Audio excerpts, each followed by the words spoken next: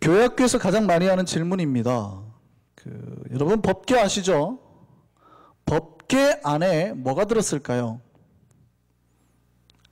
초등학교 성경 퀴즈 대회에서 제일 많이 물어보는 질문 중에 하나입니다. 법궤 안에 뭐가 들었죠? 만나 항아리, 그죠? 그 다음에 아론의 쌍난 지팡이, 그 다음에 십계명 돌판, 두 돌판이 들어있습니다. 이 세 가지가 들어있어요. 어떤 분은 그렇게 말을 합니다. 원래는 돌판만 들어있어야 되는데 나중에 삽입이 된 거다, 뭐 그렇게 볼 수도 있는데, 그럼 삽입이 된 게 나쁜 거냐? 그렇지는 않고 성경은 분명히 말하기를 이 세 가지가 법궤 안에 들어있었다라고 증거를 합니다. 히브리서 말씀 한번 볼까요? 같이 읽습니다. 또 둘째 휘장 뒤에 있는 장막을 지성소라 일컫나니. 그러니까 지성소 안에, 우리가 성소와 지성소로 나눠지죠. 성전이 성소와 지성소로 나눠지는데 지성소 안에는 딱 하나밖에 없어요. 법궤. 그렇죠? 자, 일컫나니 금향로와 사면을 금으로 쌓은 언약궤. 언약궤가 이제 보통 성경에서 증거궤, 법궤라고 읽혀지는 똑같은 이름이죠. 언약궤가 있고 그 안에 뭐가 있어요? 만나를 담은 금 항아리와 아론의 쌍난 지팡이와 언약의 돌판들이 있고, 이렇게. 뭐가 들었어요? 세 가지 들었어요. 만나 항아리, 그 다음에 돌판, 그 다음에 아론의 쌍난 지팡이. 그런데 우리가 이제 십계명 돌판이 들어있는 건 알겠어요. 왜 아론의 그 쌍난 지팡이를 법궤에 넣었을까요? 왜? 그게 왜 중요해서 법궤 안에 넣었을까요? 자, 오늘 그 아론의 쌍난 지팡이의 의미를 찾아서 이제 말씀 속으로 한번 들어가 보겠습니다. 민수기 16장인 제가 민수기 16장에 나오는 사건을 가지고 벌써 몇 번을 설교를 했어요. 그만큼 민수기 16장이 주는 이 사건의 의미가 어마무시합니다. 이스라엘 백성들이 이 사건으로 말미암아서 당시 이스라엘 백성 전체를 100만으로 추산을 한다 그러면 100명 중에 1명 이상이 죽은 거예요. 200만 명으로 아무리 최대한 잡아도 200명 중에 1명이 죽을 만큼 어마어마하게 많이 죽어버린 거예요. 백성들이. 굉장히 큰 사건이었습니다. 제가 말씀을 드렸죠. 당시 이 사건은 종교, 정치 모든 지도자들이 연합해서 하나님과 모세와 아론을 대항한 사건이었어요. 장자 지파인 르우벤 지파에서 반역을 했고, 거기에 누구를 이렇게 조인을 시켰냐면 종교 지도자인 레위 지파를 조인을 했습니다. 여기다가 꼼짝 못하게 모든 지파에서 리더들을 250명의 총 리더들이 마음을 합친 거예요. 그러니까 이스라엘 백성 전체가 대규모로 조직적으로 하나님과 모세와 아론을 대항한 사건이에요. 엄청난 사건이었습니다. 우리가 이 정도로 힘을 모으면 이기겠지 하고 하나님하고 붙은 사건이었거든요. 근데 결론적으로 누가 이겨버렸어요? 하나님이 누구 편을 드세요? 예, 모세와 아론 편을 드세요. 이놈들 봐, 내가 이것들 다 죽이고 너를 말미암아서 새로운 민족을 세울게, 뭐 이런 사건이었어요. 그래서 르우벤이나 고라 지파는, 레위 지파는, 종교나 정치 제사장 리더들은 땅이 갈라져서 하나님이 다 심판하셨고, 250명은 분향 땅에서 나온 불로 말미암아서 다 죽임을 당하게 되는 사건입니다. 뿐만이 아니라 그렇게 죽고 나니까 백성들이 원망을 하는 거예요. 모세와 아론한테. 니들 때문에 우리 형제가 죽었어, 우리 가족이 죽었어, 뭐 우리 리더가 죽었어, 원망을 하니까 하나님이 이놈들 봐, 그래도 정신을 못 차려 하고 연병을 내렸죠. 전염병을 내려가지고 14,700명이 죽게 되는 겁니다.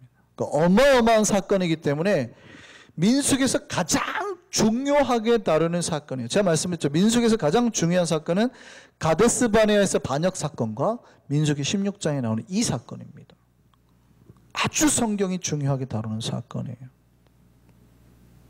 이렇게 가지고 민족이 대대적으로 하나님 앞에 심판을 당했어요. 그러면 어떻게 할까요? 보통 사람들이.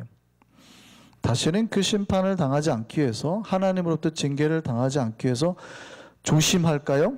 이해하고 할까요? 아니요. 백성들은 그게 무서워가지고 분하고 화나고 억울하지만 잠시 숨깁니다. 자기들의 감정을. 두고 봐. 니네 때만 되면 내가 가만두나 봐 하고 표출은 안 하지만 감지 숨길 뿐이에요. 기회만 나오면 다시 분명히 하나님과 모세 아론을 또 대항세 일어날 겁니다. 그럼 결론은 뭐예요? 그런 일이 발생할 때마다 불신과 불평과 원망으로 나온 백성들은 자꾸 자기 스스로 멸망길로 가게 된다는 말이죠. 하나님은 그거를 막기를 원하셨습니다. 다시는 백성들에게 그런 불평과 불만과 원망이 나오지 않기를 원하셨어요.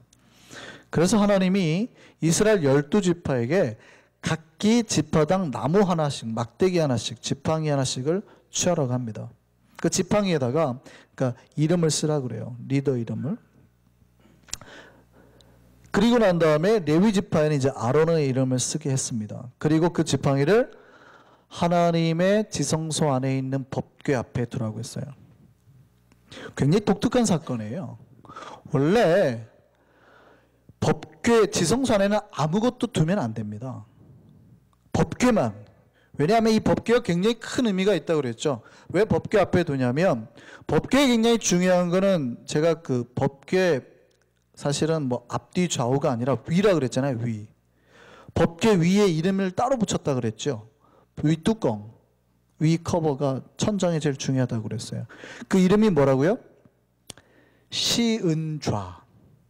시온자가 아니고 시은좌라 그래요. 법궤 위를. 시은좌가 뭐냐면 하나님이 임재하시는 자리예요. 법궤가 중요한 이유는 시은좌 때문에 중요한 거예요. 법궤가 가지고 있는 의미는 하나님이 계신다는 뜻이에요. 하나님이 계시는 자리란. 하나님의 임재 자리예요. 그래서 아무나 거기 지성소에 못 들어가는 거예요. 그러니까 12막대기를 지팡이를 이제 하나님 앞에 두는 건 뭐냐면 하나님 앞에 도대체 누가 제사장이냐 인정해 달라는 거예요.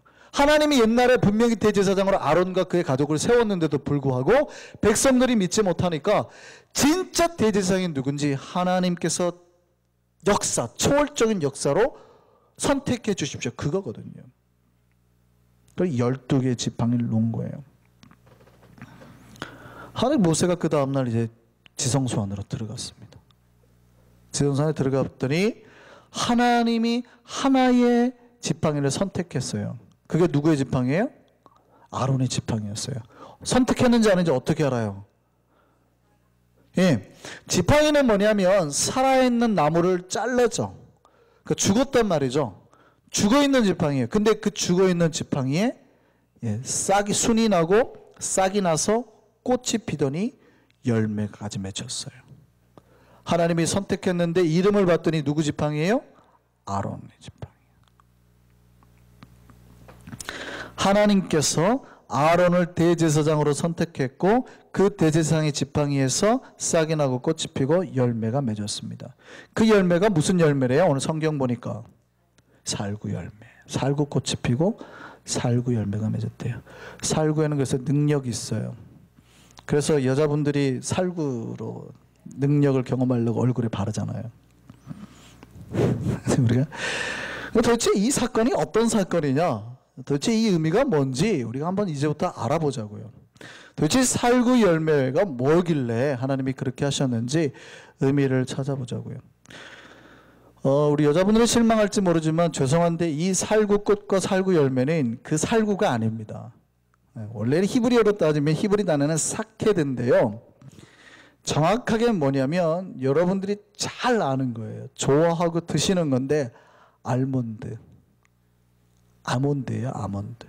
아몬드 꽃이 피고 아몬드 열매가 맺힌 겁니다. 이 아몬드가 굉장히 유대인에게는 중요하죠. 의미가 있거든요. 굉장히 이 아몬드 나무가 유대인들에게 가지고 있는 상징적인 의미가 있습니다. 뭐냐면 그러니까 왜 하필이면 이 대제사장의 나무에 아몬드가 맺혔는지를 봐야 돼요. 한국은 보통 10월에서 4월까지가 겨울이죠.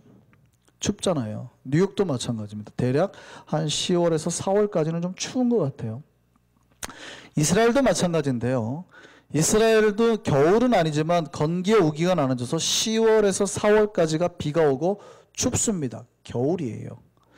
그래서 예수님이 수전절날 하누카 때에 12월 25일 날 하누카 때에 솔로몬 행각에서 설교하셨다라는 요한복음의 구절을 딱 우리가 듣는 순간 예수님은 엄청 지금 춥구나라는 걸 성경을 읽을 때 인식을 하셔야 되는 거예요.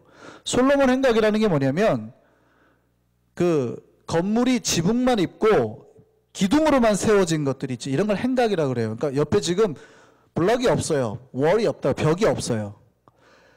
그러니까 솔로몬 행각은 바람이 숭숭 부는 그 추운 데서도 예수님은 복음을 전하고 계셨다는 그 표현이거든요. 수전절인데. 수전절로 사람들이 많이 오니까 그 추운 데서도 예수님은 복음을 선포하고 계셨다는 표현이거든요. 수전절이 이제 12월 25일이니까 하누카가. 그런데 이 아몬드 꽃이 필 때가 언제냐면 바로 이 추운 이스라엘의 우기가 겨울이 끝날 때 딱 피는 꽃이 아몬드 꽃이에요. 그러니까 겨울을 끝내는 꽃, 봄을 알리는 꽃이라고요. 그러니까 죽음과 절망과 이 모든 것을 끝내는 꽃이에요. 생긴 게 꽃이 피면 벚꽃이랑 비슷해가지고요. 한국 사람들은 이스라엘 갔을 때 보고 벚꽃이네 그런대요. 근데 그게 다 아몬드 꽃이에요. 한국에 여러분 아세요? 옛날에 일지매라고 아세요? 탐관오리들의 나쁜 사람들이 백성들의 그걸 재물을 빼앗은 사람들을 들어가가지고 일지매가 혼내주고 가져와가지고 백성들에게 재물을 나눠주잖아요. 어느 나라에나 그런 비슷한 인물이 있는데 실제 승정원 일기라는 책을 승정원 일기에 숙종 때에 일지매를 어떻게 심판할 건가에 대한 기록이 있어요. 그러니까 아마 실존은 하긴 했었던 것 같아요. 근데 일지매가 그때 가서 탐관 오리집을 이렇게 털고 난 다음에 남겨두는 게 있죠. 그게 뭐예요? 매화꽃을, 매화가지를 딱 남겨놓고 나온단 말이에요. 그러면 한국인들에게 매화가 상징하는 이미지가 있죠. 매화가 상징하는 이미지가 뭡니까? 물론 매난국죽인가요? 해가지고 선비의 고상한 그런 걸 수 있지만 겨울이 끝나고 봄이 옴을 알리는 거죠. 너희들이 백성들의 그 피를 빨고 그들에게 굶주리고 헐벗던 시대가 끝나고 이제 봄이 온다라는 걸 상징하는 거예요. 내가 그거를 가져오게 하는 거거든요. 유대인들에게 아몬드는 그거예요. 아몬드 꽃은 추운 겨울, 절망, 죽음이 끝나고 생명이 일어나는 봄이 온다는 거예요. 그래서 굉장히 중요해요. 여러분 혹시 우리는 여기서 주의 시대를 자주 보니까 메노라라고 알죠? 메노라.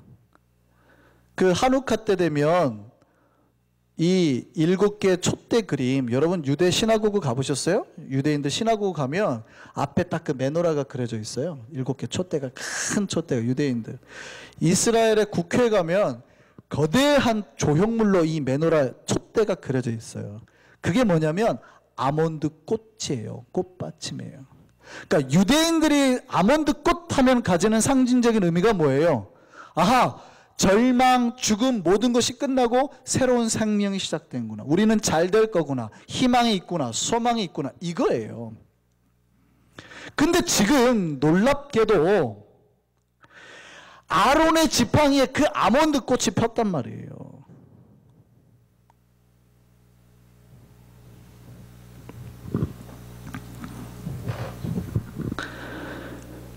아까 제가 말씀드렸죠? 지팡이는 죽었잖아요. 죽은 지팡이에 생명이 시작이 됐다고요. 분명히 이 지팡이는 죽었는데 생명이 시작됐다 이 말이죠. 그래서 이 아몬드를 말하는 히브리어 사케드의 뜻이 이거예요.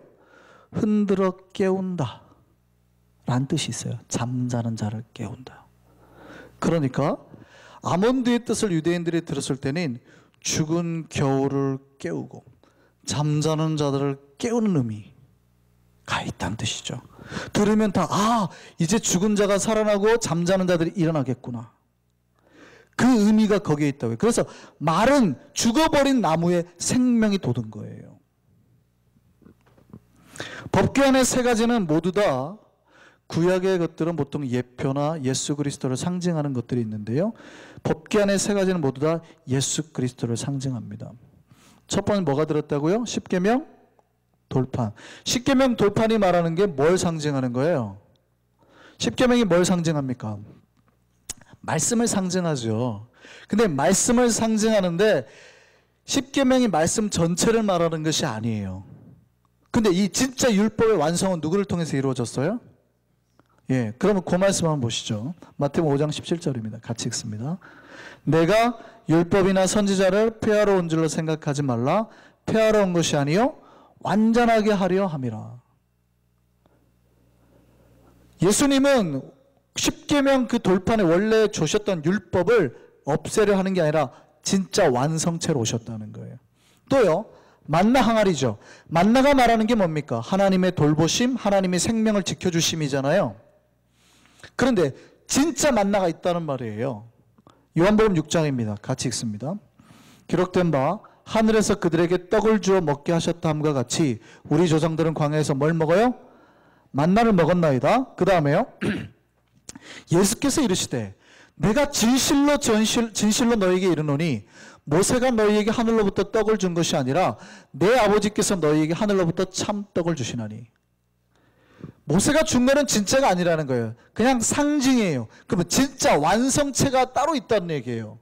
그게 뭐예요? 참떡이 누구예요? 하나님의 떡은 하늘에서 내려 세상에 생명을 주는 것이니라.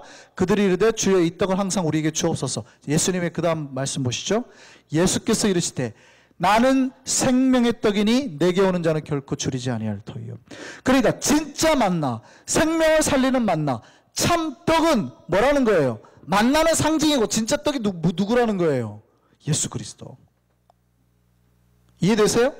하나님이 주는 십계명은 상징이고 진짜 율법의 완성은 누구라는 거예요? 예수 그리스도. 자, 여기까지 이해가 되셨으면 그 다음 보시죠. 도대체 아론의 쌍난 지팡이가 상징하는 게 뭐예요? 백성들이 모세와 아론을 대항해서 한 이유가 뭡니까? 너희만 거룩하냐? 우리도 거룩하다예요. 너만 대제사장이 될 수 있는 게 아니라 우리도 대제사장이 될 수 있다, 이거 이야기했거든요. 하나님은 안 된다였고요. 보세요. 그래서 하나님이 이스라엘 12지파에게 12지팡이를 가져오라고 말하면서 자기 힘으로 대제사장이 되려는 12개를 놓는 거예요. 11개를 놓고 그 중에 하나를 놓는 거죠. 무슨 말인지 아시겠어요? 우리의 힘으로 하나님 앞에 나아갈 수 있는 대제사장이 내 힘과 의지로 내가 하나님을 만날 수 있다고 말하는 사람들이 11명이 있는 거고, 하나님은 아니 내가 선택한 자를 통해서만 나를 만날 수 있다고 말하는 하나의 막대기가 있는 거예요. 무슨 말을 하시는지 아시겠어요? 우리 모두 각자가 스스로의 힘으로 대제사장이 될 수 있을 거라고 얘기를 했단 말이죠. 내 힘으로 하나님 앞에 나아갈 수 있을 거라고 얘기를 했단 말이죠. 하나님은 아니다라고 말을 하는 거예요. 그러면 당신이 제사장인지 아닌지를 알 수 있는 방법이 뭐냐? 대제사장은 죽은 자를, 그러니까 진짜 대제사장은 죽은 자에게서 생명을 가져오는 자예요. 이해되세요? 구약의 제사장 아론이 말하는 거는, 아론의 제사장은 심벌, 상징일 뿐이고, 진짜 제사장, 그럼 완성체로 오신 제사장은 뭐 하는 거예요? 마른 나무에서 생명을 가져오는 자, 죽은 자를 살리는 자, 잠자는 자를 깨우는 자가 참 제사장이란 얘기예요. 대제사장이란 얘기예요. 그러면 성경은 우리에게 누가 있다고요? 대제사장이 있다고요. 그 얘기 한번 보시죠. 히브리서입니다. 같이 있습니다. 그러므로 우리에게 큰 대제사장이 계시니 승천하시니 곧 하나님의 아들 예수시라. 오직 이 대제사장을 통해서만 우리가 구원과 은혜를 받는 거예요. 세상 사람들은 각자가 다 대제사장이 되고 싶어 했어요. 우리 힘으로 하나님 앞에 나아갈 수 있다 그러는 거예요. 왜 안 됩니까? 나도 거룩한데 나도 하나님 앞에 나아갑시다. 내 힘으로 구원 받읍시다. 천만에. 유일한 구원의 길은 예수 그리스도, 대제사장에서는 예수 그리스도밖에 없다는 거예요. 하나님의 선택은 예수 그리스도였던 거예요. 그러면 그가 진짜 대제사장인지 아닌지는 어떻게 알아요? 죽음에서 살아나야 되는 거예요. 죽음 막대기에서 생명의 열매가 맺혀야 돼요. 예수가 죽었는데 그가 살아나면 대제사장이 될 거예요. 고린도전서 말씀입니다. 같이 읽습니다. 그러나 이제 그리스도께서 죽은 자 가운데서 다시 살아나서 잠자는 자들의 첫 열매가 되셨도다. 아까 말했죠? 죽은 자를 흔들어 깨우는 아몬드 꽃. 그 첫 열매가 되셨다 이 말이에요.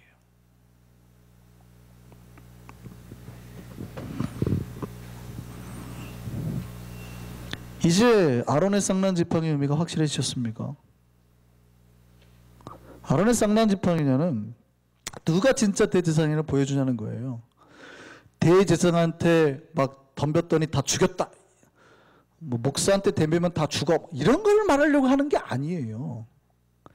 진짜 우리의 대제사장이 누구냐? 진짜 생명의 꽃을 피울 수 있는 존재가 누구냐?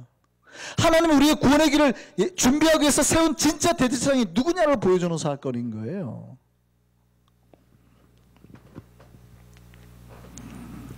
그 대제사장 나무가 죽은 나무였잖아요. 근데 하나님이 선택한 그 나무에서 생명이 싹이 나고 열매가 맺었다는 거예요. 우리가 비록 나무 같은 존재입니다. 그러나 우리가 대제사장 그 예수를 믿으면 어떻게 돼요?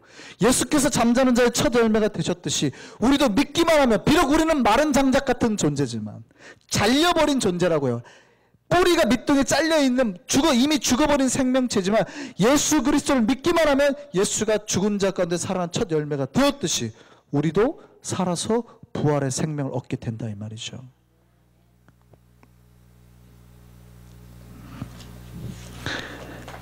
하나님이 이스라엘 백성이 하는 게 그거예요. 고만 불신을 가지고 죽음으로 가라. 나의 길을 좀 믿어라. 내가 가르치는 대제사장의 길을 믿어라. 그러면 살 거다. 근데 백성들이 하나님의 뜻을 믿어야 안 믿어요? 안 믿는 거예요. 안 믿는 거. 믿음 없는 자의 특징이 뭡니까? 불평과 원망하는 거예요. 하나님을 안 믿는 자의 특징이 그거예요. 불평과 원망하는. 왜 하나님이 아론의 지팡이에서 싹이 나게 하셨어요? 오늘 본문 10절 보세요. 같이 읽습니다. 여호와께서 또 모세에게 이르시되 아론의 지팡이를 증거궤 앞으로 도로 가져다가 거기 간직하여 반역한 자에 대한 표징이 되게 하여 그들도 내게 대한 뭘 그치고? 원망을 그치고 뭐 하게 하게? 죽지 않게 하기 위해서. 하나님이 아론의 싹이 나게 한 이유는 그 사실을 믿고 따라온 자마다 이제 원망의 인생이 아닌 믿음의 인생을 살고 다시는 죽지 않은 인생 살게 하기 위해서요. 믿는 자마다 뭐요? 영생하게 하기 위해서요. 하나님을 믿지 못하는 자들의 특징이 불평과 원망이에요. 근데 믿는 자는요, 감사가 나오게 되는 거예요. 하나님이 우리에게 바라는 게 뭐예요? 원망하지 않고 하나님의 선택과 하나님이 살아계셔 사는 걸 믿게 하려는 거예요. 그 믿는 자마다 죽지 않고 살게 되거든요. 우리를 살리게 하시려고 이런 초월적인 역사를 일으키시는 거예요. 죽은 나무에서 싹이 나게 열매가 맺게 하시려고요. 우리를 살리게 하신 그 초월적인 역사를 이루셨어요. 예수가 죽었는데 무덤에서 살아나게 하셨다 이 말이에요. 믿으십니까? 예수가 대제사장이 되어서 잠자는 자의 첫 열매가 되신 이유가 똑같아요.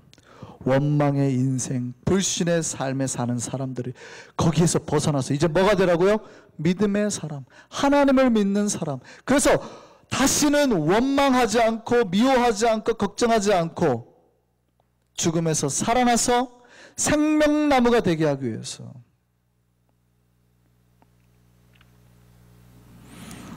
우리 모두 이제 원망을 그치는 인생 살기를 바랍니다. 우린 이미 믿었잖아요. 우리 안에 그 생명의 싹이 나고 있는 사람들 아닙니까? 예수 믿었어. 그럼 이제 뭐 해야 되겠어요? 원망을 그치기를 바랍니다. 남 탓, 내 탓, 가족 탓 하지 마세요. 탓할 것 없으면 조상 탓 하잖아요.